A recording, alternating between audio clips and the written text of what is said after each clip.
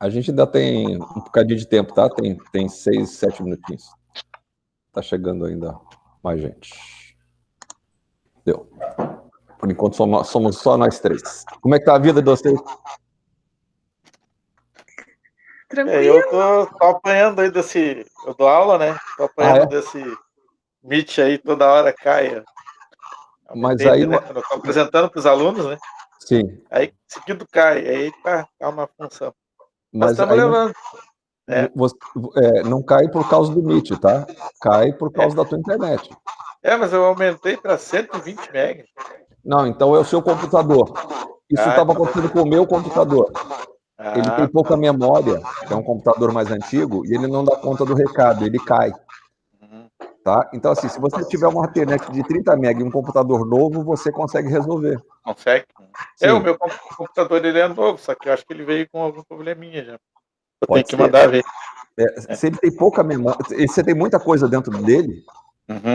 Você tem bastante coisa dentro do computador? Eu acho que sim. Não, então é você o problema, não é o computador. Você tem que tirar tudo lá de dentro, tá? E deixar ele só com o que ele precisa para funcionar. Todos fotos, programinhas, essas porcariadas todas que você sai botando, você tira fora. O computador da minha mulher só tem os programas básicos, né? O Microsoft Office, um programa para gravar aula, e 100% dos arquivos estão ou na nuvem ou nos pendrives. Sim. Aí roda que é uma beleza. O meu não. O meu, ele não tem nada, mas como ele é muito mais velho do que esse, ele não tem memória suficiente. Sim. E aí eu estou em dúvida se vale a pena botar mais memória ou se comprar um novo, porque ele já tem 7 anos de uso, né? Vai chegar uma hora que ele não vai mais rodar nada.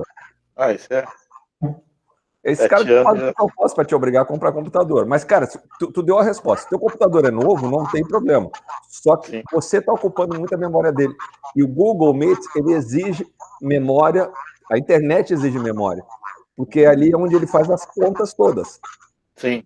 Tá? E ele fica lento e cai. Experimenta fazer.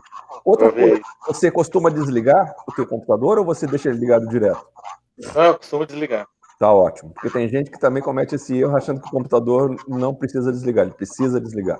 Sim, sim. Senão ele cansa, né? Aí ele começa a dar pau e não funciona direito. Certo. Bom, então eu não vou cobrar nada pela consultoria, fica tranquilo. Tá bom. Eu ia pagar mesmo, né, Ana Paula? E você, Ana Paula? Aqui tá tudo bem, tô tranquilo, funciona bem. No Google Meet, eu acho que eu entrei em alguma reunião lá do IFE, que teve lá no início da pandemia, e não achei muito bom, mas hoje eu tô achando bom, assim, tô enxergando bem o senhor, ouvindo bem. E o Zoom funciona bem, tem um outro também que é o Google, não sei das quantas, que às vezes eu uso para fazer algum tipo de reunião. Sim. Tá tudo bem, tá tranquilo. Olá. Ô, Matheus. Professor, o senhor sabe quantos alunos se inscreveram? Todos? Cara, pelo que eu sei, sim. Né? Oi, meninos, tudo bom?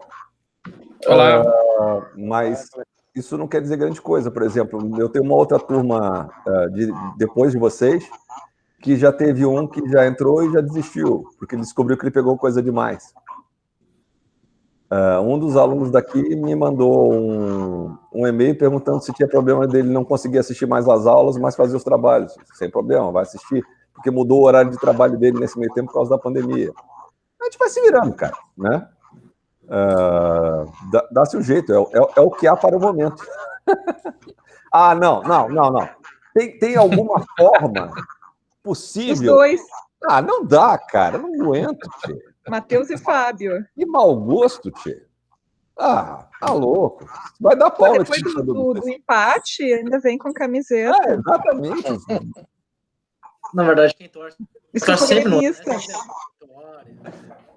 Ô, Fábio, eu já te contei como é que a gente chama um gaúcho com vestido com a camisa do Grêmio?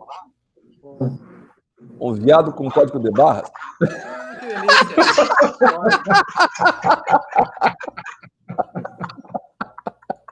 Lá no Rio é assim, amigo. Você sabe, Fábio, que eu não gosto nem de futebol, né? Aí tem uns caras que não acreditam, acham que eu sou flamenguista, que eu escondo o jogo, que não sei o quê. Cara, eu não sei nem quando jogam, imagina. Não assisto nem Copa do Mundo, não tenho o menor saco para futebol. Mas adoro provocar.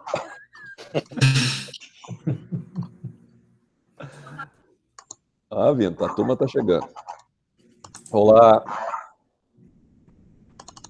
Pessoal, só lembrando, que foram chegando, eu estou gravando nossa aula, tá? Efetivamente, para aqueles que não puderem vir, ou aqueles que quiserem assistir de novo, eu depois vou mandar por e-mail para vocês, tá? A Roberta é paramentada, eu estou até com vergonha. Olha lá. Poderosa. Peguei os equipamentos aqui emprestados da empresa. Tudo bem? Tudo já, querida, graças a Deus. Todo mundo com saúde, escapando do bichinho, o bichinho querendo pegar a gente. Verdade. Tá vindo, gente. Estamos em 7 até agora, 8 comigo. Vindo mais. Ricardo Apolato! Boa noite. Boa noite.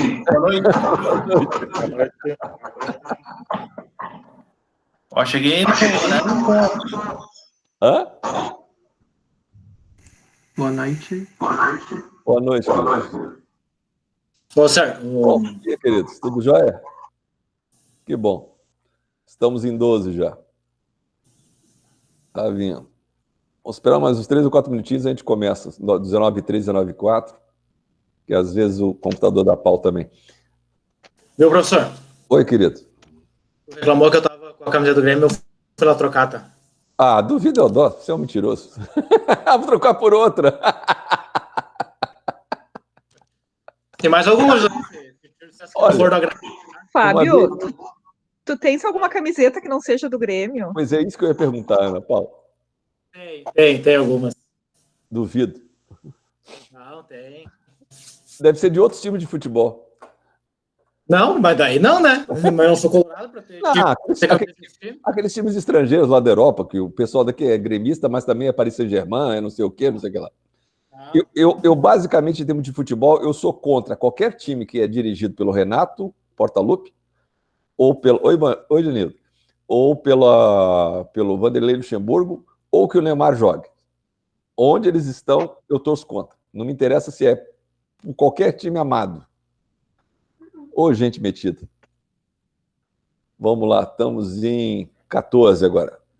Tá, faltam só metade. Nós estamos 32 alunos matriculados na disciplina. 8 já tinham desistido lá antes da pandemia. E aí, se nós chegarmos aí a 18, 20, já vai ser uma baita surpresa. Bem bom. Os meus alunos no ensino médio apareceram todos, para minha surpresa. Ô, Balestrin, uma curiosidade que eu tinha que ter perguntado faz tempo. Você, por acaso, é parente do Alsones, que é professor da Unicinos?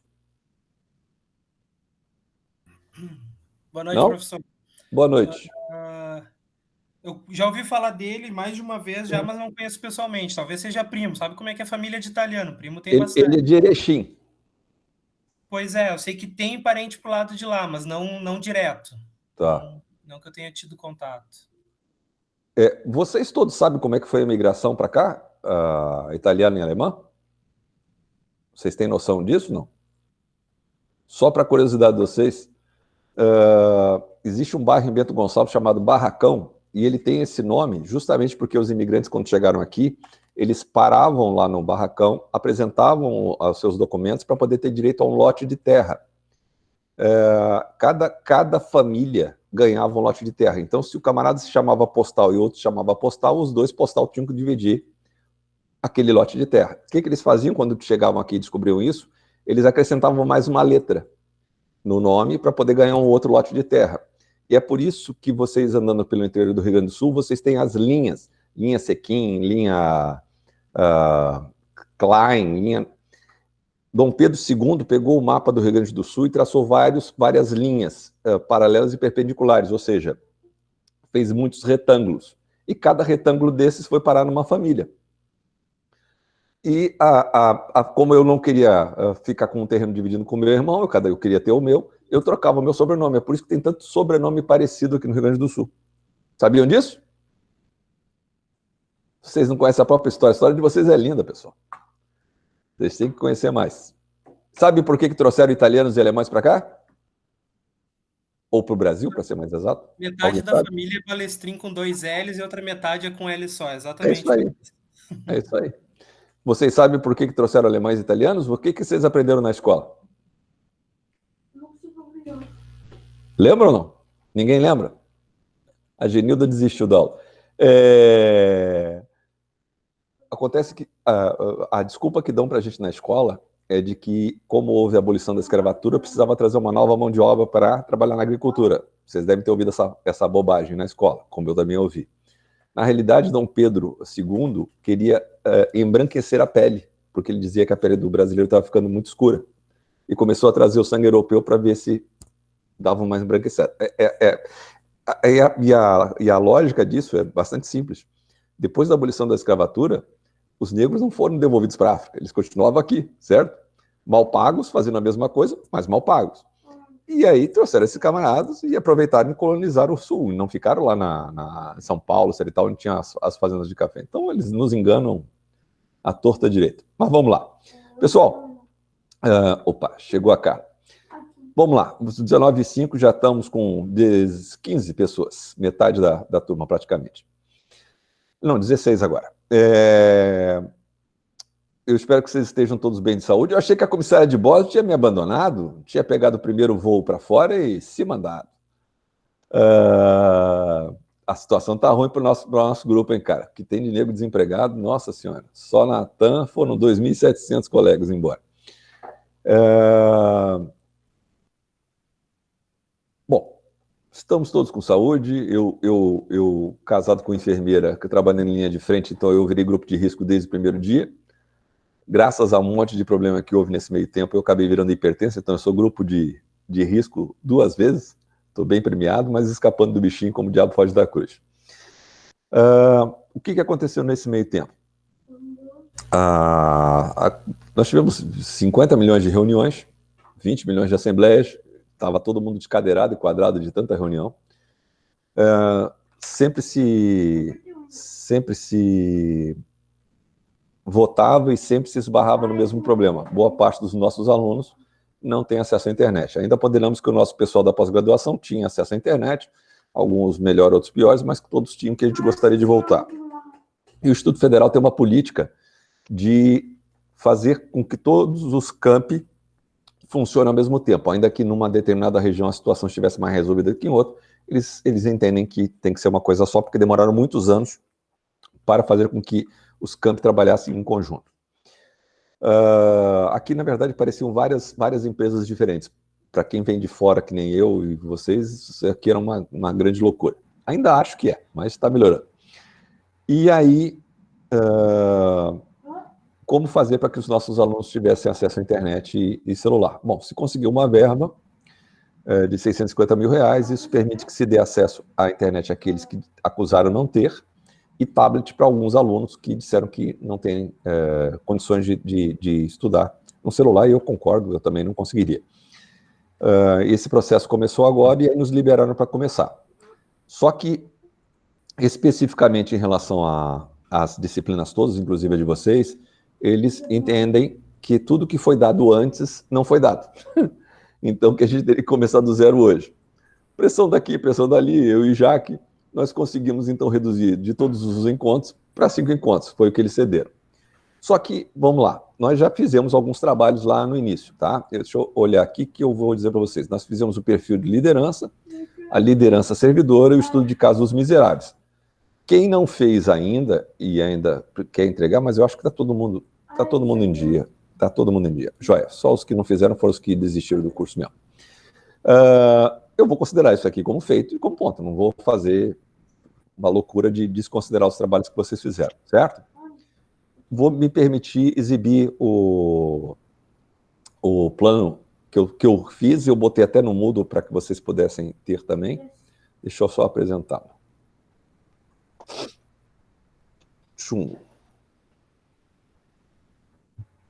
Aqui. Me digam se aparece para vocês, por favor. Sim? Sim. Tá, Sim. joia. Tá, bom, primeira coisa, eu acho que nosso horário vai ser sempre esse. Eu creio que vocês são a única turma com a qual eles não vão mexer, porque todo mundo concordou que quando vocês se matricularam, são pessoas adultas, trabalham em empresa e tal, segundas e quartas. Porque todas as minhas demais disciplinas e as dos demais professores vão ter alteração de horário. Então, segundas e quartas, creio que nós vamos ficar sossegados. Nossos encontros, então, sempre aconteceram das 7 até no máximo 8h30, de repente terminamos antes, tudo depende de como vamos andando, e sempre com esse link que está lá no plano. Esse plano que está lá no Moodle é o meu plano. A reitoria fez com que todos os campi adotassem um plano dela, que ainda não foi liberado para vocês. Mas o que vai conter lá? O que contém aqui, só que num formato que eu não achei simpático, então eu tomei a liberdade de colocar esse plano lá. Quando entrar o plano deles, eu vou botar o plano deles lá também, mas vão se cuidando por esse daqui, que eu acho que vocês vão se dar melhor. Achei o modelo deles muito não amigável, tá? Hoje nós vamos falar sobre conflitos, que é o que deve ter surgido aos montes dentro de casa. Eu não sei se vocês sabem, mas o que deu de divórcio foi uma coisa de louco. A China foi o primeiro país do mundo a ter um aumento significativo de divórcios, depois Estados Unidos, algumas coisas na Europa, e aqui no Brasil não está diferente, aumentou em torno de 26% o número de divórcios. As pessoas nunca ficaram tanto tempo juntas. Na próxima semana, dia 21, nós vamos falar sobre negociação, e aí vocês já têm lá, deixa eu só ver se eu não estou falando bobagem aqui. Não estou falando bobagem, não. Nós vamos ter o exercício de negociação, que é muito ligeiro de vocês fazerem. O exercício Você é um Bom Negociador, que é muito fácil de fazer também, é algo muito individual. E o estudo de caso Tóquio, que é interessante, por isso ele vale mais pontos. Esses outros são perfis individuais, não tem um certo, não tem um errado, tá? Mas é interessante que vocês façam para que vocês se conhecerem melhor e segurem esse exercício para vocês aplicarem nas equipes de vocês, é bem legal. No dia 28/9, vocês vão ter recebido, aliás, já está lá no Moodle, os artigos sobre negociação. Aí nós vamos fazer as divisões dos artigos na próxima semana, e aí no dia 28/9 a gente vai conversar sobre esses artigos, tá? Deem uma lida nos artigos e a gente... Aliás, vamos fazer diferente. Já que nós temos que adaptar o modelo, peguem os artigos que vocês entenderem que são legais para vocês, que tenham a ver com vocês, está lá no Moodle, deem uma lida e a gente vai bater um papo bom sobre isso no dia 28/9. Negociação é um negócio muito legal e eu vou tentar dar para vocês macetes que eu fui aprendendo à medida que a vida foi andando, para poder negociar e tentar levar a melhor ou não perder tanto na negociação. Depois, dia 5, relacionamentos interpessoais. E aí nós temos uma atividade final que também já está lá no Moodle, que vocês podem já ir fazendo. Vocês têm que entregar até dia 12, ou seja, no último dia dos nossos encontros. Então, dia 12 é o nosso último dia, e aí nós vamos falar sobre diversidade e inclusão, tá? Mesma coisa, os artigos já estão lá postados, escolham lá os que vocês querem. Esse também é um assunto que cada vez gera mais discussão na alta cúpula da empresa. Nós tivemos uma palestra, eu não sei se... Aliás, eu até mandei para vocês. Deixa eu interromper o compartilhamento. Eu mandei para vocês umas lives para aqueles que desejassem assistir, e no mês de agosto foi tudo sobre gestão de pessoas. Dia 12/10 é o último dia, isso. Só eu não vou conseguir cuidar esse chat aqui, então se alguém quiser falar, por favor. Não, dia 12/10 é feriado. Feriado, saco. Então vocês vão ter que me aguentar mais uma semana, sem estresse. Depois eu altero lá. É que eu não tenho feriado, então para mim nunca é feriado. Quem é comissário de bordo não tem feriado, vocês não sabem disso? É quando a gente mais trabalha. E se vocês quiserem terminar no dia 12/10, para mim também sem problema. Se a turma decidir que dia 12/10 quer se encontrar, eu não tenho o menor estresse com isso. Mas a gente vê isso lá adiante. Bom. O que eu ia falar que não era mentira, meu Deus do céu? Ficaram me perguntando pelo chat, me tiraram o chão aqui. Deixa eu lá ver, só um instantinho. Tu estava falando, professor, da Semana da Gestão de Pessoas, todo mês que teve. Do live. É isso aí, da live. Das lives. Nesse meio tempo, quando deu... Final do primeiro mês que a gente descobriu que a gente não ia voltar mais, as notícias que... Aliás, eu tenho outras notícias de ontem para hoje também que não são lá muito boas. Mas quando chegou a história, aí a gente começou a se preocupar com um monte de gente quebrando, eu me envolvi com entrega de cesta básica para aluno carente, roupa para gente que mora em Rua e Porto Alegre, roupa para imigrante lá de Canoas. Cara, a gente fez um monte de projeto. E um dos projetos que a gente acabou entrando é o IFRS Contribui, e agora a gente criou um co-irmão, até a Stephanie faz parte com a gente, chama IFRS Reage. Ele ainda não foi anunciado, porque nesse meio tempo entrou essa loucura aqui de atividade remota, 50 milhões de reuniões, e, cara, todo dia chega uma planilha nova para a gente preencher. Quando a gente acha que já preencheu tudo, eles inventam mais uma. E aí a gente vai anunciar o IFRS Reage. Qual é o objetivo disso? Ajudar pequenos empreendedores, autônomos e cooperativas de porte pequeno a tentar sair do buraco. A gente dá consultoria. Hoje somos 8 campi lá no IFRS Contribui, nós já ajudamos 18 empresários, alguns a gente já está na segunda ajuda já, cada hora uma demanda diferente, ou é marketing, ou é fluxo, ou é mudança completamente de perfil do negócio, tem de tudo.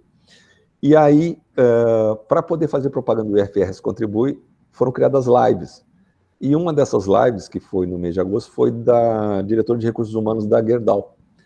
E é fantástico o trabalho. Está lá no NIPA, está naquele link que eu mandei para vocês naquelas vezes. A fala dela sobre a necessidade de inclusão e da grande briga que é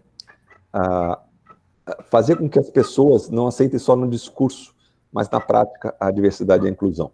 Por quê? Porque diversidade e inclusão geram novos negócios, né? Geram inovação, porque você vê as realidades pelos olhos de um outro, né? É difícil de eu falar de racismo se eu nunca sofri a ação racista. Por acaso eu sofri, porque eu era católico e estudei no colégio judeu. Mas eu não sou negro e eu não sei como um negro se sente toda vez que alguém faz alguma piada idiota ou deixa de contratá-lo porque tem cabelos encaracolados. Saiu um estudo agora há poucos dias, acho que quinta-feira, dizendo que as mulheres negras de cabelos encaracolados têm menos chance de conseguir uma vaga de emprego do que mulheres negras de cabelos lisos. E que tanto uma quanto outra tem menos chances ainda do que uma mulher branca de qualquer tipo de cabelo. Nós somos hiperracistas, né? Ainda somos, lamentavelmente, hiperracistas. Eu não sei se vocês gostaram dos artigos que eu fui compartilhando com vocês ao longo dessa temporada, eu não sei daqueles que se aproveitaram. Aproveitaram? Conseguiram ler alguma coisa? A ideia era contribuir com os home office malucos da gente, né? Que, aliás, vamos combinar, isso que a gente faz não é home office, né? É bagunça office, porque home office não tem um monte de gente convivendo com você no mesmo ambiente quando você está trabalhando, né? Filho não passa na frente da câmera, o cachorro não late, o gato não sobe em cima do computador, eu já vi de tudo. Nas nossas reuniões tem de absolutamente tudo, criança que chora. Outro dia tínhamos uma reunião com um empresário e a filha do colega, ele estava o dia inteiro em reunião, ela pegou o rosto dele e virou assim, olha para mim! Como é que você vai dizer não? Depois cria um trauma e você se sente culpado. Tem de tudo. Bom, vamos lá. Eu vou compartilhar com vocês.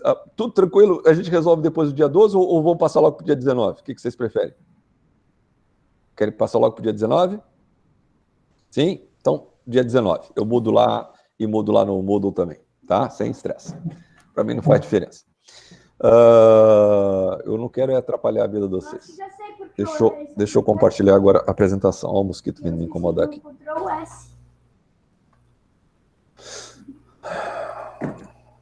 Ué, por que não quer entrar aqui? Tá. Agora vamos lá, tentar de novo. Deixa eu... Uma janela. Ele não tem, então... Aí... Bom, pessoal, por que conflito é tão importante? Vocês conseguem ver, né?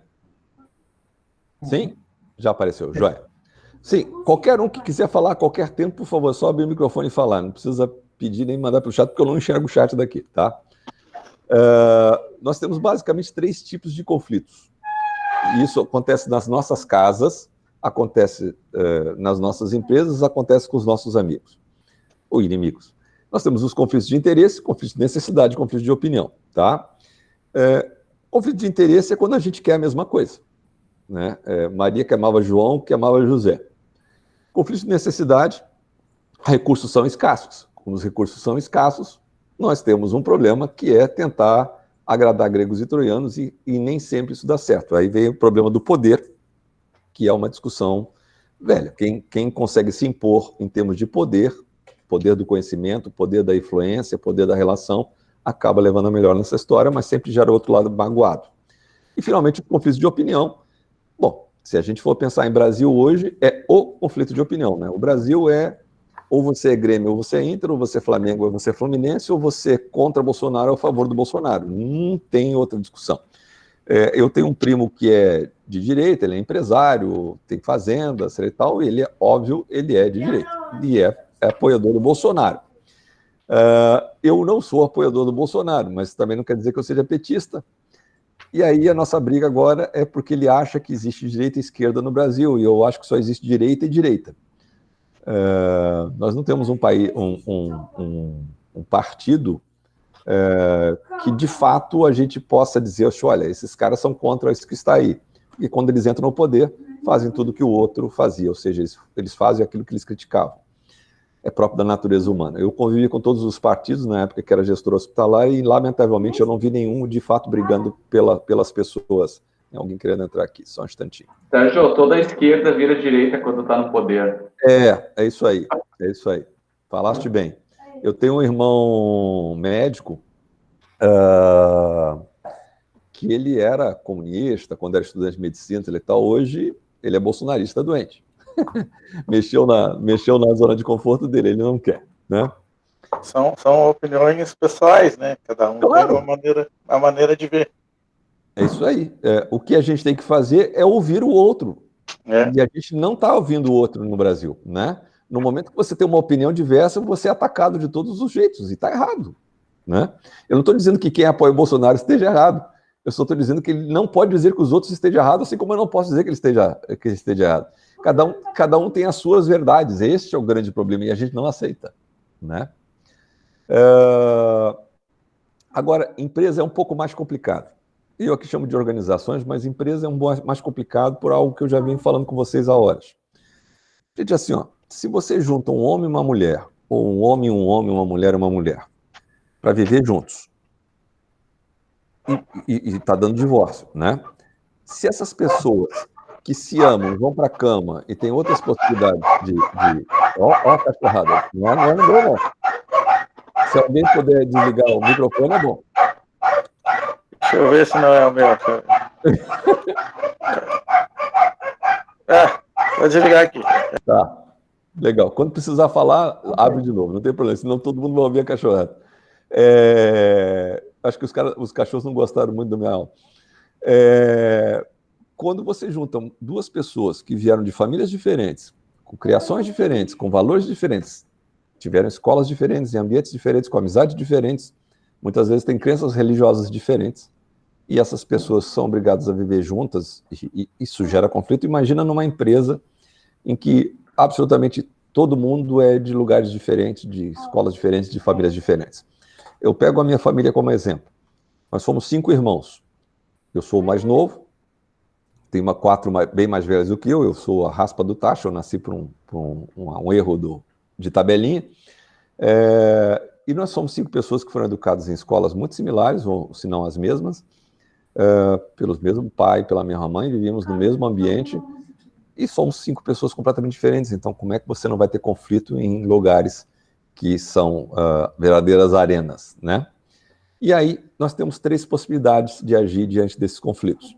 Ou nós vamos, na marra, afastar aquele conflito da gente e dizer, olha, você não entra mais aqui, não te quero mais ver. Ou você tenta entrar na pacificação com as partes das suas relações sociais e tenta resolver isso de uma maneira amigável. E se você está numa empresa, nossa missão é administrar isso da melhor forma possível. É fácil? Não. Se fosse fácil, todo mundo administrava qualquer coisa, né?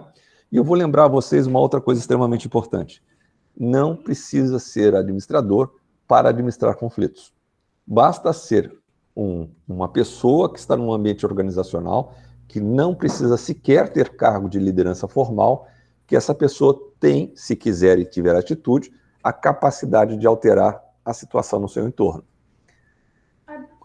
Não é incomum que aquela pessoa que tem o mesmo nível hierárquico das demais esteja mais capacitada para sacar que existe um conflito entre os membros daquele time do que o próprio líder daquele time. Por quê? Porque ela convive, ela ouve as fofocas, ela percebe as trocas de olhares. Hoje a gente não tem mais o sorriso, né? O sorriso foi pro saco atrás de uma máscara. Mas tu tem as expressões corporais demais que você consegue sacar que aquilo lá não está indo para um bom caminho, e aí ela pode agir para que isso, que o bom senso e o respeito, que a gente chama em administração pública de urbanidade, que a urbanidade prevaleça em relação aos demais desentendimentos, né? E o ideal é que a gente saque isso antes que a coisa se extrapole. Então, o que significa isso? Nem no nosso casamento, nem na nossa vida com... Tem mais alguém tentando entrar aqui. Peraí. André. Olá, os que chegaram agora. Perdão por não parar, tá? No nosso viver, a gente às vezes engole sapo para não se incomodar com o outro. O problema é que chega a um ponto em que as perninhas do sapo já estão começando a ir para fora e a gente resolve desovar tudo aquilo, às vezes mágoa de meses. Não façam isso com vocês, porque vocês vão ficar mal. Quem está falando aqui é alguém que fazia isso e foi parar na UTI por fazer isso, hoje eu não faço mais. Se alguma coisa me incomoda, eu falo de imediato, eu não levo... Não é que não leve desaforo, mas eu não levo um conflito para a cama nunca. Nem com minha esposa, nem com os meus filhos, nem com colegas, com nada. Ou eu falo na hora, ou eu elimino aquilo de vez da minha vida, porque eu entendo que aquilo não vai adiantar nada, e dou aquilo como acabado. Eu não desenterro o defunto tempos depois. Não vale porque rancor só faz mal a gente, tá, pessoal? A outra pessoa que nos fez mal, ela só dá risada no nosso rancor. Então, não façam isso com vocês. Outro problema nas organizações é que nós temos que enxergar que nós trabalhamos de forma interdependente. Tudo que eu faço no meu setor ou na minha área de trabalho vai afetar certamente algum trabalho de outros colegas. E eu, às vezes, não é que eu faça por mal, mas às vezes eu causo um dano ao trabalho do outro colega que eu não reparei. E o outro, em vez de falar comigo, fica só segurando aquilo. Tem alguém com o microfone aberto que está com um barulho diferente atrás. Se puder desligar enquanto a gente está junto, é bom. Vamos fazer assim, ó, se todo mundo puder ficar com o microfone desligado e abrir na hora de falar, seria uma boa. Que aí vem muito ruído para os demais. Então, o grande segredo e aí, claro, isso tem que partir do líder, tá? O grande segredo é que as pessoas sejam mais abertas. Minha tese é justamente sobre relacionamentos interpessoais. O papel do líder é fundamental. Vocês vão ver nos slides mais para frente o quanto isso pode causar de dano. É fundamental para que as pessoas possam conversar umas com as outras. Quando eu percebi no outro hospital que os setores se odiavam, eu comecei a fazer teatro. E aí juntava no teatrinho simulações de coisas que aconteciam. E as pessoas traziam, eu gostaria de simular a chegada de um paciente. E, bom, graças a esses teatrinhos, as pessoas começaram a sacar que aquilo que elas achavam que não causava dano, causava um dano tremendo na vida do outro setor. E aí começava a gerar mágoas que só ficavam acumuladas e, puxa, as pessoas só saíam de lá estressadas. O ambiente hospitalar já é um ambiente hostil, não precisa de mais estresse, né? Já chega o que tem lá de estresse, a gente tem que tentar diminuir. E as empresas hoje em dia, com essa loucura da pandemia, em que o custo está sendo contado na ponta do lápis, mais uma razão para a gente não ficar guardando estresse de algo que poderia ser conversado. De novo, isso depende demais do líder do setor. Existe uma teoria na administração, chama o nome do autor disso, vocês vão dizer que eu estou trazendo uma teoria muito velha, mas ela é hiperatual. Wickham Skinner, não é o Skinner do comportamento não, tá? É o Skinner da engenharia de produção. Ele diz que as empresas são fábricas dentro de fábricas. Em inglês é factory within the factory. Que todo setor dentro de uma empresa, ela é cliente de algum outro setor e fornecedor de um outro setor. Se você conseguir mapear quem são esses setores, de quem eu sou cliente, de quem eu sou fornecedor, e botar essas pessoas para se conversar, o fluxo vai funcionar melhor. Eu até tenho um artigo sobre isso, claro que óbvio, puxando para a brasa dos hospitais. A minha primeira proposta de tese, e depois virou um artigo já publicado fora, eu mudei a proposta de tese porque eu mudei de orientador, mas o artigo foi publicado, é tornar as unidades, os setores internos, como unidades de negócios. Isso pode ser aplicado em qualquer tipo de empresa. Quando eu transformo um setor em unidade de negócios, eu traço para aquele setor metas, inclusive de satisfação para com os meus setores clientes e meus setores fornecedores. E toda vez que o meu setor não tiver atingido aquela meta que foi combinada entre as partes, eu vou ter que sentar a bunda e perguntar para o outro o que eu estou fazendo de errado, o que eu posso fazer para melhorar, ou nós vamos descobrir juntos que o problema não é nem meu, nem teu, mas que é um problema institucional. Vou dar um exemplo da minha filha. Minha filha está trabalhando em casa muito antes da pandemia. Eu tenho uma filha de 32 anos, auditora fiscal lá no Rio.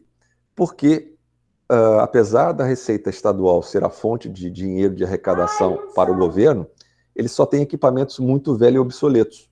Então, ela trabalha em casa, que ela tem um computador moderno e consegue fazer todo o trabalho de auditoria fiscal dela de casa. Ou seja, não é que ela não quisesse entregar resultados lá, é que institucionalmente eles não davam as condições para que os auditores fiscais pudessem fazer o seu trabalho de forma adequada. E aí os setores se entenderam e disseram, não, realmente é melhor vocês trabalharem em casa porque vocês têm uma internet melhor, os computadores não têm vírus e vocês têm um equipamento mais moderno. E assim está sendo feito desde então. Tudo tranquilo até agora? Posso tocar? Eu não estou vendo vocês, lembre-se disso. Algumas características. Quer falar alguma coisa? Alguém abriu o microfone. Fala. Senhor, somente marcando. Não entendi. Somente disse para o senhor prosseguir. Okay. Obrigado, querido. Valeu. O senhor está no céu, tá, Ricardo? E eu não pretendo me encontrar com ele tão cedo. A minha meta de vida é trabalhar até os 75, porque é quando a gente é obrigado a se aposentar como servidor, e eu quero curtir mais 20 anos, então eu quero viver até os 95, eu não pretendo morrer antes. Então, pare de me chamar de senhor. Professor, só vou sugerir, se puder colocar no modo apresentação, porque dele aumenta a lâmina, né? Principalmente para quem tem monitor pequeno, ajuda bastante. Claro, perdão. Melhorou? Professor, esse material está disponível no Moodle? Aquele pandemia? Eu não encontrei qual é o número do slide. Putz, aqui eu não consigo enxergar o slide. É na página 37, pelo que eu vi aqui. A gente está na 38. PDF. Obrigada, Matheus. Você sabe o que eu vou fazer? Eu vou ter que mandar, porque lá no Moodle ele não aceita nesse formato. Eu amanhã vou mandar a aula para vocês e vou mandar esse PPT em formato PowerPoint, que aí fica mais fácil vocês acompanharem, pode ser? Melhor assim, né? Pode. Então tá, fica tranquilo, amanhã de manhã eu já estou mandando. A aula leva uns 10 minutos para entrar no meu e-mail, essa aula do Google Meet, mas eu ainda tenho que criar o grupinho de e-mails de vocês e eu não tenho como tirar isso a não ser manualmente, ou seja, eu tenho que pegar o nome de cada um, puxar do CIA, botar o e-mail, dá um trabalhinho. Mas eu faço, pode ficar tranquilo, eu mando esse PPT junto, em formato... E, aliás, fiquem livres para usar, tá, pessoal? O material é para ser compartilhado. Ele só está em formato PDF, porque realmente o Moodle não aceita outra coisa. Bom, algumas características individuais importantes para que a gente possa trabalhar de uma melhor forma. Primeiro, eu tenho que ter uma personalidade adequada para poder lidar com todos os conflitos e, sobretudo, eu tenho que ser um sujeito motivado e eu diria que tem uma outra coisa aqui mais importante que não está aqui, que é a empatia. Eu tenho que aprender a me colocar no lugar do outro. Se eu não souber me colocar no lugar do outro, dificilmente eu vou conseguir resolver os conflitos. A minha esposa tinha algumas posições radicais em relação a algumas pessoas que não saíam do lugar, elas não saíam do chão. E no momento que ela foi trabalhar com a população de rua, ela se deu conta de que tem gente que está com a autoestima tão afetada, mas tão afetada, que não é que ela não queira, ela não consegue, ela não se gosta mais.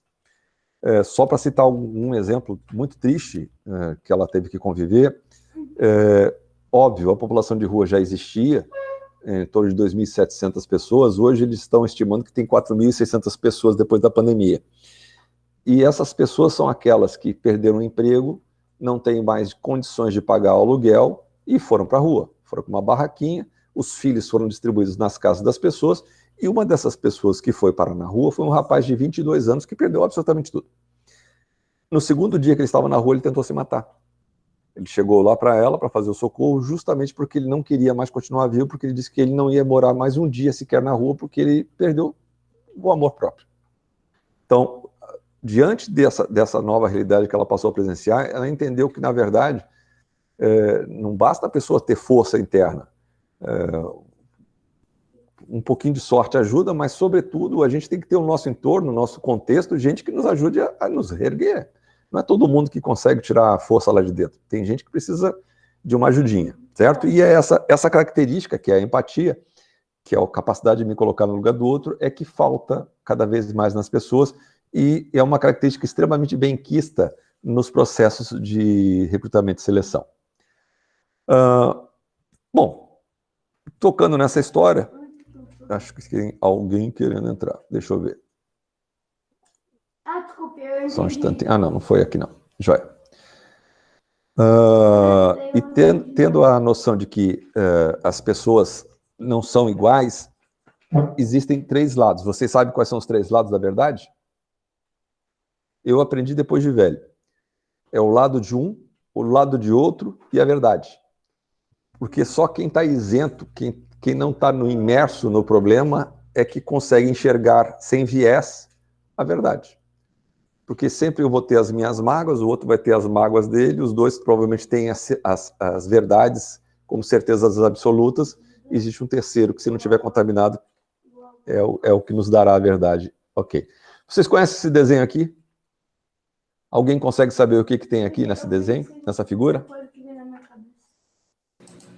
Uma jovem e uma velha. Já conhecia, né, Safadinho? Sim. Os outros todos conseguem enxergar uma jovem e uma velha que ele apontou?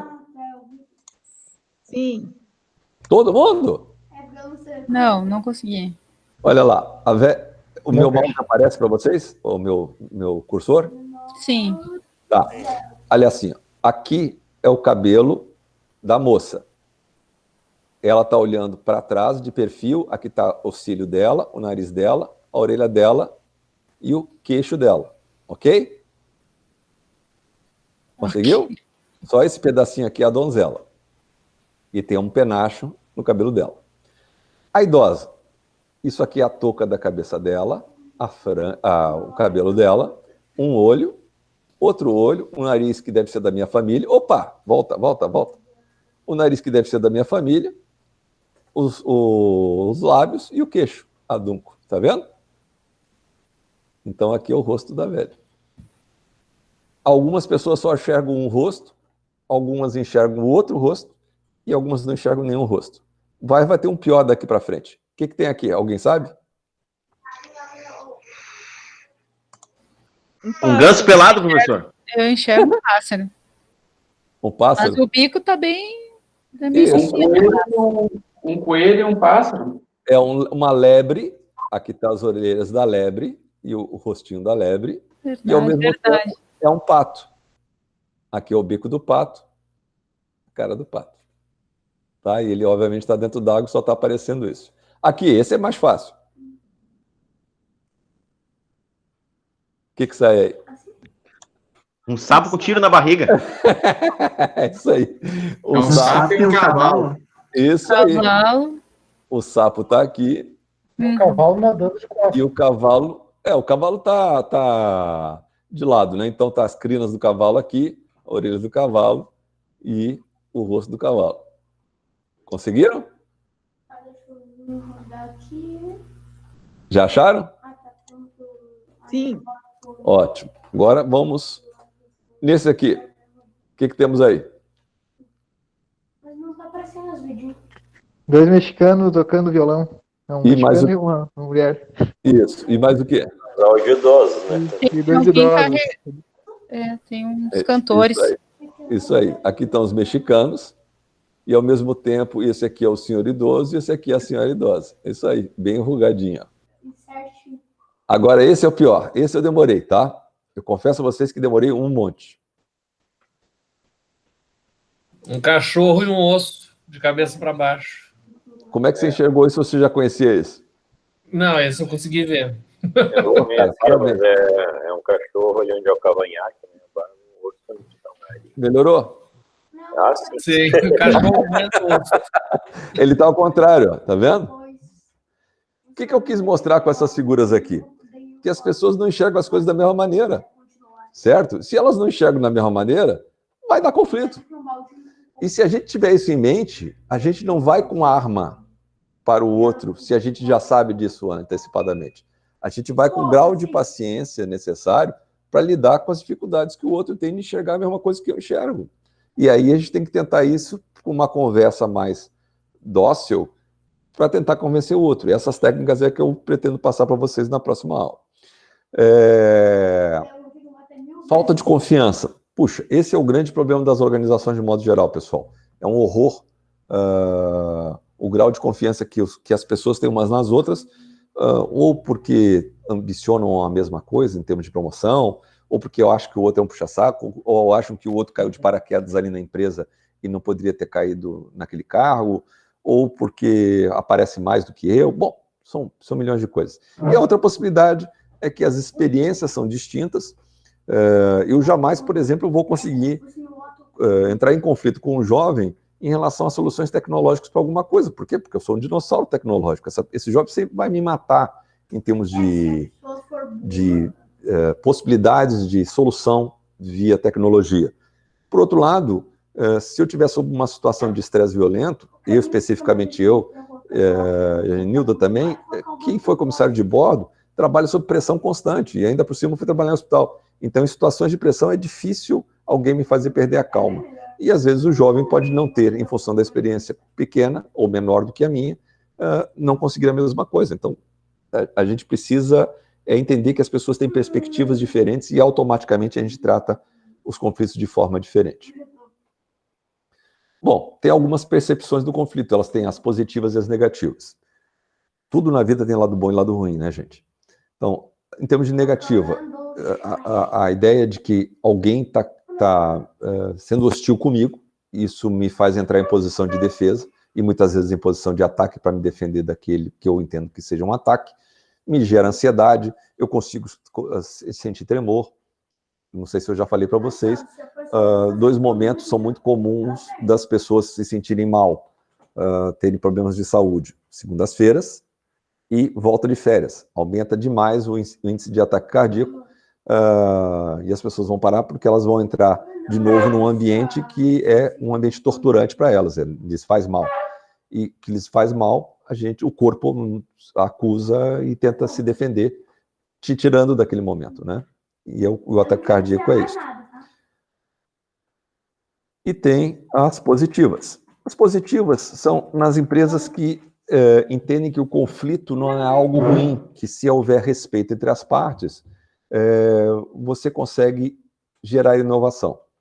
Então, um conflito é positivo quando ele é respeitoso, quando eu paro para ouvir outra parte, até para poder pensar se o que eu estou pensando está certo, ou reafirmar o que eu estou pensando, ou para me dar uma nova visão daquilo que eu estou pensando e não necessariamente concordando com aquilo que a outra pessoa está falando, ou seja, pensando numa solução um pouco diferente do que aquela que eu tinha pensado inicialmente, ou ainda se juntar a minha visão com a visão do outro e gerar uma terceira, que é novidade para nós dois. Essa é a grande sacada. Como fazer isso? Com respeito. Quem cria esse ambiente de respeito? O líder. Se o líder é aquele cara que tem no discurso a ideia de que ele está sempre certo, mas como é moda, eu ouvi os meus funcionários, eu vou lá e ouço, mas não levo em consideração, essa mesma percepção vai ser levada lá para dentro da equipe.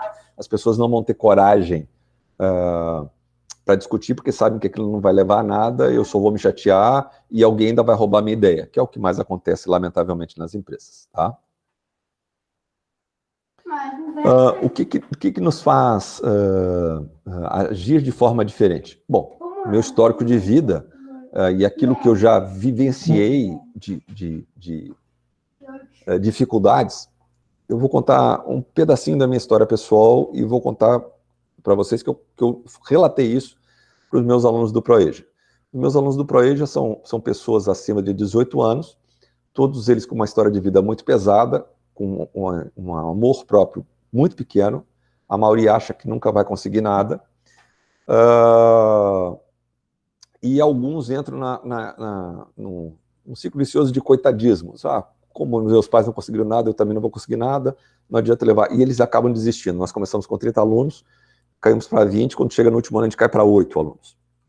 E essa turma que eu peguei estava indo para o mesmo caminho, e aí eu contei um pouquinho da minha história de vida, que não é uma história fácil, mas me deu uma visão de muita humildade em relação a bens materiais, por exemplo. Hoje eu não ligo mais para bem material, eu já liguei muito, e acho que o importante é a família. E aí eu contei que durante meses eu não tinha dinheiro nem para pagar ônibus, que eu topava qualquer parada, que eu comecei minha vida em hospital limpando privado, e aí fui contando pequenos detalhes. É bom que o senhor fale isso. Eu só estou tentando explicar para vocês que, assim, fundo de poço tem mola, a gente está no fundo de poço, mas se a gente se ajudar, a gente vai sair. E eu tive gente boa nesse meio tempo que me fez enxergar possibilidades, né? E aí, graças a Deus, eu não estou dizendo que seja por minha causa, mas dos meus 20 alunos que eu tinha no início da pandemia, eu estava com muito medo de não ter quase nenhum.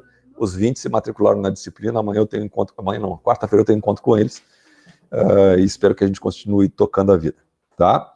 Bom, o meu grau de maturidade não significa idade, tá? Eu conheço gente jovem que é mais madura do que gente com mais de 50. Eu tenho um amigo que tem 43 e é absolutamente imaturo, parece que saiu da escola ontem. Em compensação, conheço um outro de 24 que tem dá de 10 mil a zero nele. E, óbvio, né? De novo, se eu trabalho numa organização que respeita os seus funcionários, isso vai naturalmente repercutir na forma como as equipes vão se tratar. Eles vão se respeitar. Não adianta eu falar isso em discurso, não adianta eu fazer um monte de reunião, não adianta eu contratar consultor, porque se eu não respeitar, eles também não vão se respeitar. As equipes são reflexos dos seus líderes. Se os seus líderes são canalhas, eles vão ser canalhas também. Lamentavelmente, não tem outra possibilidade. Bom, são três tipos de conflitos. Tem um conflito chamado conflito próprio, que é por isso que está escrito propriamente dito, que é aquela história do ganha-perde, e é o pior tipo deles todos. Tem as discussões em inglês, é muito bacana, eles têm duas palavras diferentes, né? Discussão é argue, discutir com mais força, argue, e a outra é discussion. Não são a mesma coisa. Nós temos uma palavra só que acaba causando um monte de confusão. Então, aqui, discussão e conflito, a discussão é quando a gente se ajuda a chegar a um lugar comum. Nosso time não está ganhando, o que a gente precisa fazer para melhorar? Né? O que a gente precisa fazer para melhorar? Olha, a gente precisa reforçar aquele lado, olha, estou precisando fazer reforço muscular em tal coisa, ou a gente precisa de um jogador que tenha mais estatura não sei aonde. Isso é uma discussão que contribui para o crescimento de todos.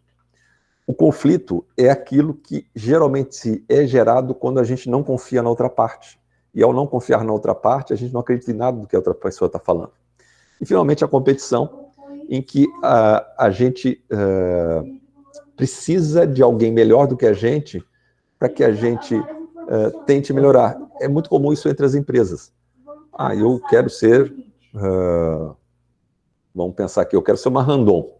Como é que eu faço para ser uma Randon? Eu não trabalho no ramo da Randon, mas eu quero ser uma empresa reconhecida, com marca e imagem forte, que nem a Randon. O que eu preciso fazer? Aí você tem uma determinada meta e aquilo te gera a energia e o gás necessário para você ir para frente. Opa, errei. Vamos lá. Bom, isso aqui é um resumão para quem é mais visual. A discussão, em geral, são benéficas, né? Elas sempre geram frutos, e o conflito é sempre nocivo. Então, evitem o que possível o conflito enquanto conflito, né? Não evite os conflitos que são positivos, que são a discussão e a competição. Eu diria assim, especificamente em relação à competição, não tem nada melhor para a gente do que ter alguém melhor do que a gente. Eu vi há muitos anos atrás, vocês devem lembrar da Hortência e da Paula, que elas na imprensa, elas eram ditas que elas não se davam bem e tal. Mas depois de aposentadas, a Hortência falou uma coisa que eu nunca mais esqueci. Eu precisava da Paula, porque é a Paula que me fazia querer treinar mais para ser melhor do que ela. Se eu não tivesse a Paula, talvez não treinasse tanto. E depois foram entrevistar a Paula e a Paula disse exatamente a mesma coisa. Ah, não, nós não somos amigos de nos frequentar, mas se não fosse Hortência, eu não teria me puxado tanto. A gente competia para cada vez tentar ficar melhor do que a outra, né? E assim é a vida. Se a gente não tiver um espelho para tentar chegar lá mais à frente, a gente não vai chegar. Alguns pré-requisitos para que a gente possa fazer com que não haja conflitos, mas sim discussões que vão para frente, que vão melhorar a situação, é a necessidade de confiança entre os membros de um determinado grupo. A gente tem que conversar com as pessoas de modo a mostrar aquilo que a gente pensa de uma maneira respeitosa e parando para ouvir a outra parte. Eu tenho certeza que vocês fazem isso hiper bem, vocês já me demonstraram isso nas aulas diversas vezes. Vocês são muito respeitosos. É muito bom dar aula para vocês. Os outros professores que já deram também gostam bastante. E especificamente a competição só vale a pena se ela for aberta, ou seja, se eu tenho vários podendo entrar nessa competição, fantástico. Se for uma disputa intersetorial, quieta, silenciosa, que ninguém esteja sabendo, aí não é legal, né?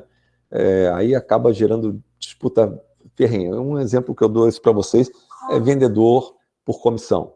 Vendedor por comissão, eles não fazem uma competição que seja saudável, porque se eu ganho, o outro deixa de ganhar. O bom é aquela que todo mundo se ajuda para ganhar, tem espaço para todo mundo ganhar. O grande barato de uma competição boa, ou de um conflito bom, ou, desculpa, uma discussão boa, é quando a gente consegue, depois dessa nossa discussão, fazer com que essa nossa relação fique mais forte, porque começou a se construir confiança. Pessoal, bota na cabeça de vocês, confiança se constrói com o tempo, é com convivência. Não adianta botar alguém novo na equipe, que veio de não sei da onde, que por mais brilhante, mais honesto, mais correto, mais preparado que seja aquela pessoa, vai demorar para aquela pessoa angariar a confiança dos demais. E acaba frustrando os demais que talvez pudessem ter crescido se eu tivesse trazido alguém conhecido lá para dentro da nossa equipe. É bom quando a gente consegue fortalecer as relações entre nós pela confiança construída diariamente. E lembre-se também, a confiança é algo que demora para construir e é extremamente rápido de ser destruído. Bom, naturalmente, aqui diz no final, quanto mais confiança a gente tiver uns com os outros, mais integrado a gente tiver na equipe, maior o sentimento de pertencimento e lealdade que eu vou ter com aquela organização e com o próprio grupo. Eu não vou querer sair dali por causa de mais 500 mil reais ou mil reais, porque não é a grana que está me fazendo ter tesão para vir trabalhar. Os aspectos negativos, naturalmente, são os óbvios, né? Eu começo a ficar desconfiado de tudo que estão fazendo, eu sempre enxergo maldade em qualquer coisa que esteja próxima a mim, eu fico olhando para o relógio o tempo todo com vontade de ir embora, estou doido para sair daqui, mando currículo para outras empresas para tentar ir embora, porque eu estou em sofrimento. E onde eu estou em sofrimento, eu vou tentar pular fora. Tranquilos até aí, pessoal? Na boa? Sim. Então tá jóia. Um dos grandes problemas, e a gente já falou sobre isso dezenas de vezes, mas eu vou continuar insistindo, eu acho que 6 meses que demoramos para começar as aulas são reflexo disso, é o grande problema de comunicação. Veja lá o que aconteceu. Nas votações, os alunos fazem parte lá naquelas grandes assembleias. É óbvio que era tudo virtual, mas os alunos se faziam presentes. Supostamente, os alunos eram representantes de outros alunos, e então que teriam colhido a opinião dos demais alunos. E foi muito forte a votação por não votar remotamente, não voltar remotamente, porque os alunos entendem que haveria uma perda de qualidade no ensino se voltasse remotamente. Pois muito bem, alguns alunos que não fizeram parte dessa opinião foram ao Ministério Público e reclamaram, dizendo que o Instituto Federal estava enrolando e que os seus professores não queriam trabalhar, e bom, saiu de tudo. E aí foi parar na imprensa, na RBS, e a RBS, por sua vez, deu um barulho diferente, entrevistaram um aluno, e essa pessoa que foi entrevistada foi a verdade absoluta, ou seja, todos os alunos pensam como ela, que nós já devíamos ter voltado. Bom, de minha opinião, a gente poderia ter voltado no primeiro mês. Não pessoalmente, mas a gente poderia ter voltado com outros mecanismos. Eu sei porque outros institutos conseguiram voltar 1 mês e meio depois, mais ou menos, quando conseguiram já internet e equipamentos. O nosso grande problema é que deu muito ruído nos vários grupos que faziam parte dessas assembleias e a gente não chegou a uma discussão nunca, as reuniões levavam 4 horas, depois marcamos para a próxima e assim foi, nós ficamos 6 meses nessa discussão horrível, cansativa, desnecessária, e todo mundo saiu prejudicado. Não teve ninguém que tenha saído bem nessa história.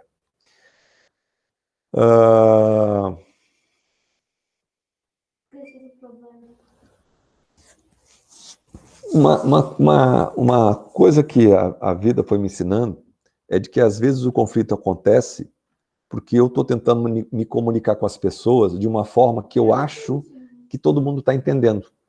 E muitas vezes o outro não está entendendo, não é porque não queira ou porque esteja dando uma resistência, é porque aquela pessoa não compreendeu a importância daquilo ou nem entendeu por que fazer ou como fazer.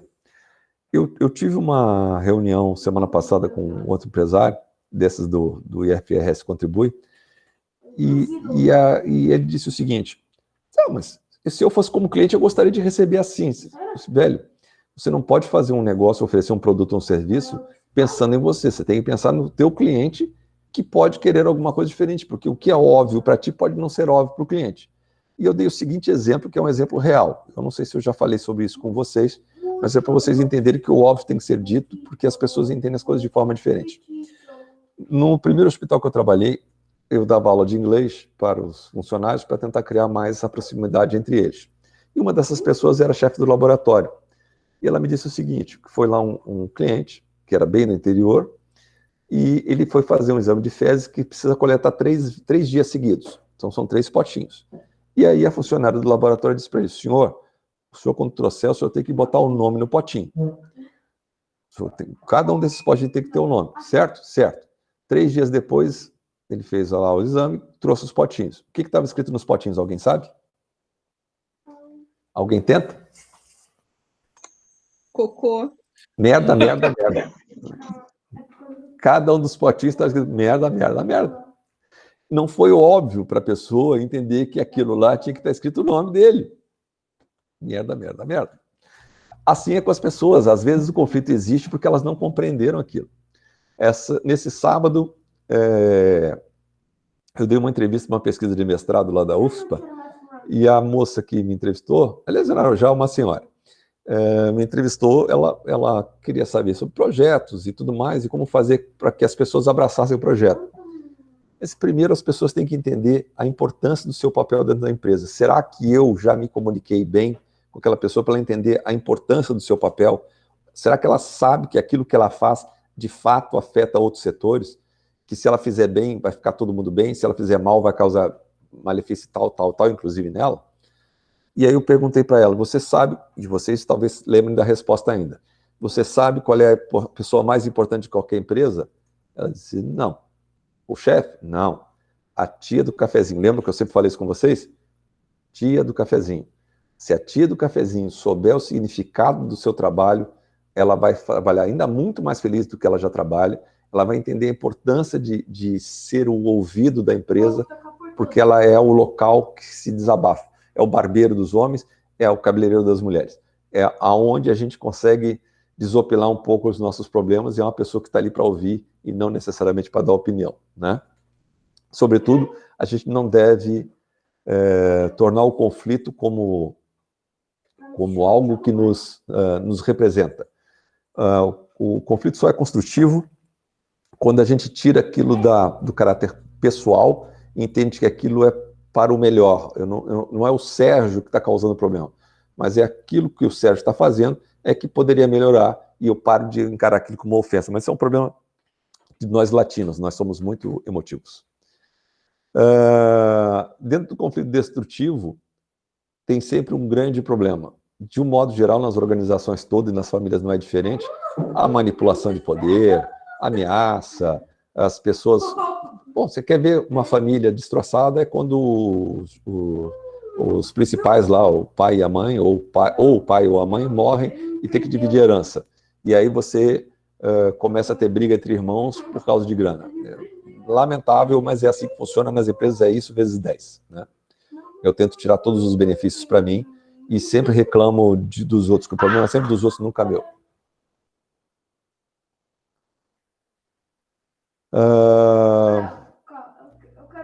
Outro grande problema é quando eu começo a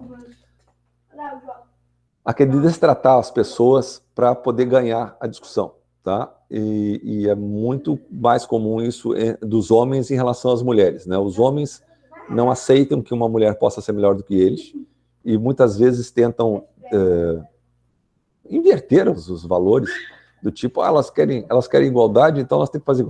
Não é isso, nunca foi isso por que elas brigaram. Elas sempre brigaram por respeito e é isso que elas devem ter respeito, né? A gente não deve impor às pessoas as nossas verdades ou a forma como nós fomos criados. Isso é algo que só destroça, né? Eu já falei com vocês algumas vezes, as melhores chefes que eu tive na vida foram todas mulheres, muito melhor do que os homens que eu tive. Eles eram muito mais detalhistas e conseguiam ser muito mais... pensar muito mais sistemicamente do que os homens, inclusive do que eu mesmo. De novo, o Papai do Céu foi muito esperto, nos deu 2 orelhinhas e uma boquinha, foi justamente para ouvir muito mais do que falar e, de preferência, manter a nossa cabeça aberta. Eu não sei se vocês têm o hábito de falar com pessoas de níveis sociais diferentes dos de vocês, sugiro que o façam, e façam uma outra coisa que eu também falo muito com os meus alunos mais jovens. Procurem ler livros e jornais que falem coisas inversamente, que neguem as suas verdades. Se vocês só lerem e falarem com pessoas que pensam as mesmas coisas que vocês não crescem. Eu levei uma grande lição de vida nessa pandemia.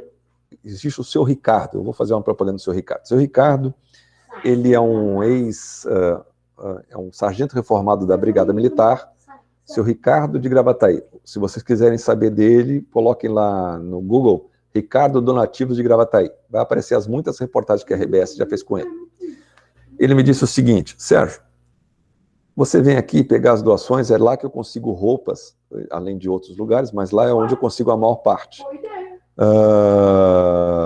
Alguém está tentando entrar aqui na nossa reunião. 2 segundinhos. Permitir. Deu. É lá que eu consigo boa parte das minhas roupas e aí que nós acabamos virando amigos. E uma das vezes ele disse assim: Sérgio, quando você vai doar alguma coisa, não só entrega não, senta e conversa com a pessoa. Porque só entregar você não está aprendendo nada, você não está aproveitando nada, você está dando, achando que está satisfazendo a você, mas não está satisfazendo o teu crescimento pessoal. Cara, mas assim, ó, o sujeito, ele tem um nível de escolaridade muito baixo, ele é bronco. Ele disse que começou a colher roupas e a fazer esse trabalho todo porque ele, quando se aposentou, ele se deu conta de que ele tinha sido um canalha como brigadiano, que ele era uma pessoa bruta, violenta, que ele achou que aquilo estava tudo errado e que ele tinha que pagar isso de alguma forma. Então ele sai com um carrinho desses de papeleiro, coletando roupa por toda Porto Alegre. Ele coleta roupa, coleta livro, coleta sapato, coleta brinquedo e distribui até por outros países. Eu sou um dos que vai lá e tira a roupa dele para dar para haitianos, senegaleses e a população de rua de Porto Alegre. População em situação de rua, falando correto. Depois que eu vi esse homem, eu disse, cara, ele está certo. Não é só entregar. Ouve um pouco a pessoa, ela quer ser acolhida, ela não quer só receber a roupa. Você tem a aprender com essa pessoa. E aí, nessa brincadeira, eu aprendi um monte de coisas. Eu aprendi um monte de coisas sobre a população de rua de Porto Alegre que eu não sabia. Só para dar 2 exemplos assim, rapidinho para vocês. Eu preciso de silêncio, tá, meninos? Bom, uma das coisas eu já sabia, de por que o pessoal em situação de rua geralmente cheira a urina, principalmente no inverno. A razão é muito simples. Ele faz xixi na própria roupa, porque na noite fria é forma de se aquecer. Mas e as mulheres? Bom, as mulheres muitas vezes estão até com fezes na roupa, porque é a maneira delas se protegerem de não serem estupradas à noite. E aí disse, gente, essas pessoas vivem sob tensão. E por que elas dormem durante o dia? Porque elas estão sempre sob tensão à noite, E, por estarem em tensão à noite, elas acabam ficando com sono durante o dia. E durante o dia ninguém faz mal a elas, por quê? Porque é dia. Tem um monte de gente passando. Então a gente se dá conta de, cara, como eu não sei nada. E esse homem abriu minha cabeça, né? Hoje eu visito mais ou menos a cada 15 dias, eu gosto demais lá, eu aprendo muito mais do que qualquer coisa. Bom, vamos lá, em termos de mediação, como é que a gente faz para melhorar a vida? Primeira coisa, a gente melhora o clima organizacional, eu já falei sobre isso também com vocês, através de pequenas atitudes. A minha empresa não tem dinheiro, Sérgio, como é que eu vou dar um presente de aniversário para alguém? Cara, não tem grana para botar um bombonzinho no computador da pessoa, no dia que é aniversário dela?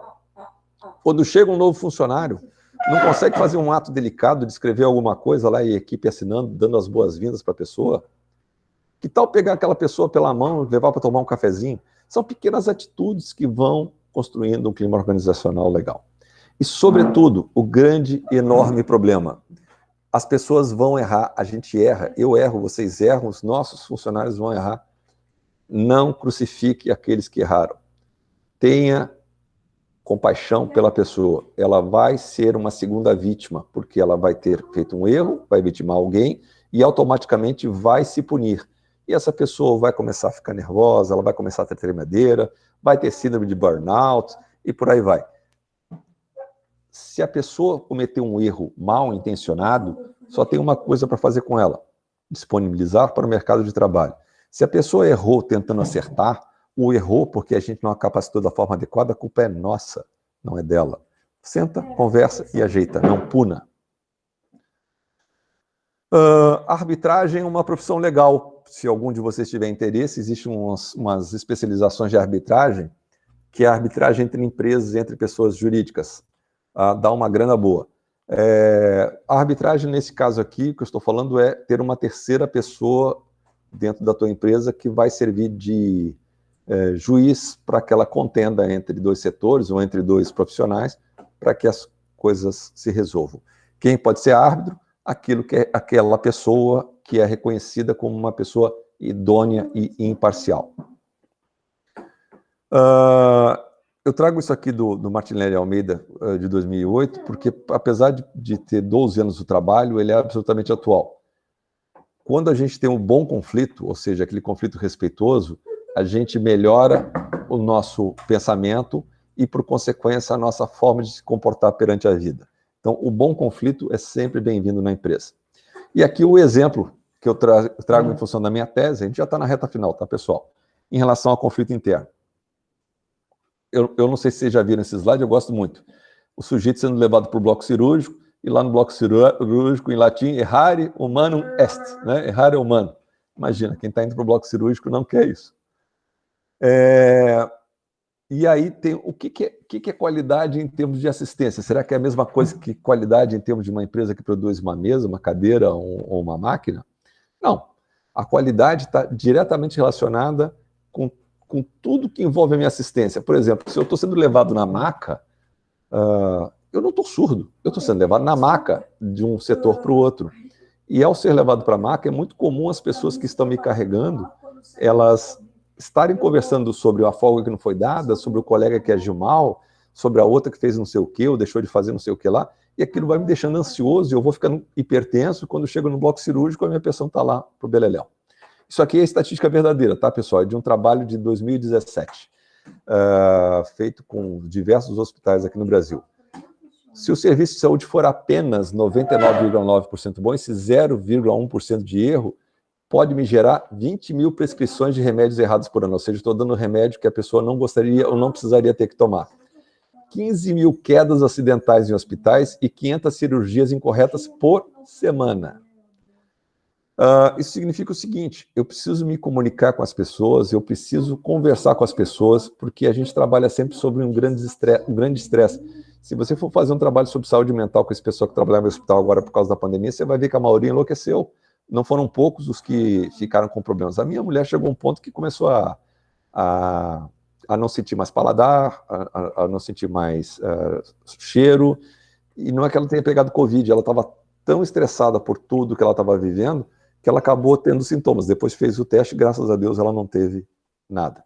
E o pessoal de hospital ainda tem um outro problema. a gente não convive só com a morte daquele paciente, a gente convive com a dor dos familiares.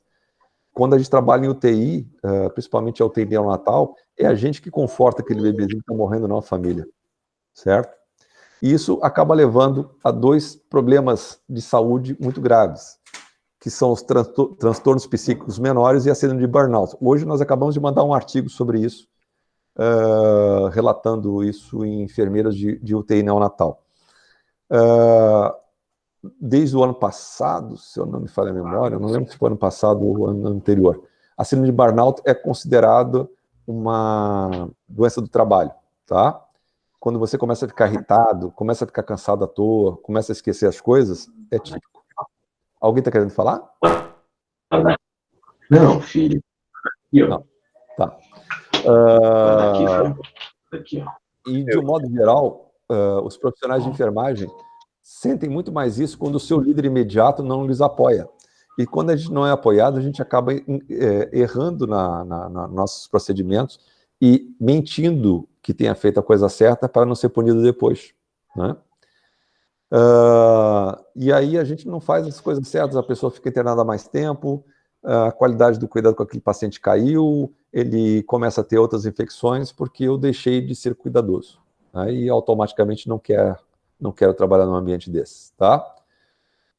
Sobretudo, pessoal, ouçam mais os seus funcionários, né? Não façam como esse sujeito aí da charge, que finge estar aberto para comunicação, mas na verdade ele quer eliminar qualquer chance de comunicação com ele, tá bom? Botem na cabeça que o teu cliente, independente da empresa que ele está entrando, no hospital mais ainda, ele sempre está entrando num ambiente hostil. Se ele estiver entrando num ônibus para ir de um município para o outro, para ele aquele é um ambiente hostil, é por isso que ele não consegue enxergar o local certo do assento dele. Ele olha assento por assento, o 17 ele continua olhando do 1 até o 16, da mesma maneira como se o 17 não viesse depois do 16. E às vezes ele passa do 17, vai parar no 22, porque ele está em um ambiente que ele é hostil, não é o seu ambiente natural. Próximo encontro, nós vamos falar então sobre negociação. Eu vou parar de compartilhar esse negócio aqui. Já deu, consegui. Tá ruim, tá bom? Como é que nós estamos indo assim? Tranquilo para vocês? Vocês só estão intervindo muito pouco. Eu gostaria que vocês falassem mais. Pode ser? Senão eu fico sem voz. Tranquilo. O que houve com o senhor, seu Felipe? Desculpa, eu tive que buscar minha irmã no hospital. Enfim, eu faço Uber da família. Mas uma coisa que me contaram, já que a gente está falando sobre ambiente hostil, estresse, o hospital de Tramandaí é o antigo hospital da Ubra. Isso. E exatamente no meio dele tem um jardim. Antigamente tinha inclusive uma fonte nesse jardim. Hoje em dia tem a fonte, mas não funciona. Mas é minimamente bonito, tá? Tem inclusive uma capelinha naquele, inclusive bem próximo, tá? E o relato que eu tenho é as pessoas são tratadas com câncer com 5 ml de morfina para alívio de dor. Sim. Enquanto em um outro hospital, aqui de Porto Alegre, sem jardim, e exatamente na ala em que não tem janela, e as pessoas não viam coisa nenhuma para a rua durante a semana, estavam me falando, essa pessoa familiar me comentou que estavam chegando a dar mais de 20 ml de morfina. Puxa. Então, obviamente a condição de paciente era outros pacientes, outras condições, mas me chamou muito a atenção isso. Nessa questão de ambiente hostil, sabe, todo o estresse envolvido. Sim, assim, na realidade, tem um monte de gente bebendo e tomando remédio psiquiátrico. Cara, eu estou impressionado com alguns colegas dos meus filhos. Cara, não tem 9, eu tenho 2. Estão tomando remédio depressivo em meio à pandemia porque não está havendo diálogo dentro de casa. Os pais estão preocupados com manter os seus empregos, estão cheios de atividade, é uma grande verdade. Mas, cara, você tem que dar atenção para os seus filhos, né? Você tem que ajudar a participar. Esse negócio de aula online, principalmente para criança, é uma droga. Porque ou a internet cai, ou a internet do professor não é boa, ou os coleguinhas não têm maturidade para... É um inferno na vida dessa gurizada. Né? E aí tu tem que saber dosar essas coisas, e as pessoas começam a pifar. Sim. É uma pena, é uma pena. Eu tenho relato quanto a isso, professor, de alguns jovens recebendo uma quantidade de tarefas obscena. Sim. Da criança ficar estudando até as 9 da noite e cair no choro porque não ia conseguir completar a tarefa para o dia seguinte. Sim, imagino. E ainda sem ter para quem perguntar, não é mole não, cara. Não é mole não. Muito obrigado, era meus 10 centavos. Eu sou muito contra a aula à distância, muito contra. Eu já dei muita aula à distância e já assisti muita aula à distância. Eu acho que nós temos dois problemas com a aula à distância. Primeiro é que o professor tem que ser muito disciplinado. Se o professor não for disciplinado, significa que ele interagir com facilidade e rapidez para demandas dos alunos, já é um problema, porque eu tenho a dúvida agora e vou ser respondido às vezes horas ou dias depois. Em geral é dias depois quando é respondido. E o aluno, por sua vez, ele tem que ter um protagonismo nesse aprendizado e ele tem que entender que aquilo não pode ficar para depois, tem que ser para agora, porque senão começa a acumular, e ele começa a endoidecer, porque não dá conta do recado. O resultado, nós não estamos falando agora de Brasil, tá? Na Khan Academy, que é a plataforma com mais cursos EAD do mundo, o índice de abandono de alunos EAD é de 64%. Se lá que tem um monte de estrutura e que a coisa é muito mais profissional do que a nossa, é 64%, imagina nesse nosso Brasil varonil, cara, não é fácil. E a internet do lado dos caras é boa, não é essa bagunça da nossa aqui. Cara, eu fiquei um dia aqui, eu tenho 200 mega de internet, fiquei um dia aqui que a internet do Brasil inteira da Oi caiu. Eu tive que ir correndo para levar meu filho para uma casa de um vizinho, que tinha uma internet muito inferior à nossa, porque lá tinha internet. Né? Hoje faltou luz em alguns lugares de Novo Hamburgo. Nossa luz oscila, o que cai a nossa internet por causa da luz que oscila. Então, assim, não é fácil. Né? Pessoal, então, por favor, eu vou mudar lá do dia 12 para o dia 19, o nosso último dia de aula, sem problema. Deem uma olhada nos artigos de negociação, escolham lá alguns que vocês queiram, leiam pelo menos uns 2, escolham o que vocês quiserem, aqueles que vocês acham que tem a ver com que dê tesão a vocês, para a gente conversar daqui mais umas 2 aulas, pode ser? E aí olhem os trabalhinhos que tem para fazer, 2 deles vocês fazem em 5 minutos, que é o dos negociadores, e o estudo de caso do toque, que vocês levam um pouquinho mais de tempo, tá? Tranquilos? Combinado. Qualquer coisa que vocês precisarem de mim, manda um e-mail, eu respondo o mais rápido possível, e ultimamente, quando eu estou com a bunda sentada na frente do computador o dia inteiro, eu estou respondendo quase instantaneamente. Felipe é testemunha disso, ele mandou 3 ou 4 e eu mandei 3 ou 4 de imediato. Certo? Tranquilos? Então, vão com Deus, uma boa semana para todos. Obrigado, prof. Obrigado para todos. Tchau, Obrigada, pessoal. Cuida. Tchau, pessoal. Tchau, pessoal. Tchau, Tchau, tchau.